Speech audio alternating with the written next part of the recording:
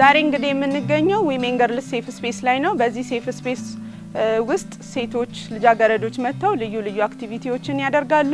ኮፊ ሴሬሞኒ አለ፣ አዌርነስ ክሬሽን አለ፣ እንዲሁም ደግሞ ስኪል ዴቨሎፕመንት አለ ማለት ነው። በአዌርነስ ክሬሽን ሴሽኑ ላይ ስለ ጎጂ ልማዳዊ ድርጊቶች ኋላ ቀር አስተሳሰቦች እነሱን ለማስወገድ ይነጋገራሉ። በዚህም እውቀታቸውን ያዳብራሉ፣ ራሳቸውንም ከጾታዊ ጥቃት ይጠብቃሉ ማለት ነው።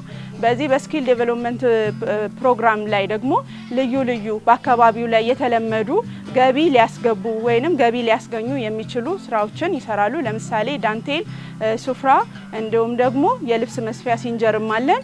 በዛ ራሳቸውን ኢምፓወር እንዲያደርጉና ችሎታቸውን እንዲያዳብሩ ኢኮኖሚካሊ ደግሞ ገቢ የሚያገኙበትን መንገድ እንዲያገኙ ሰፖርት እናደርጋለን ማለት ነው እዚህ አካባቢ ላይ።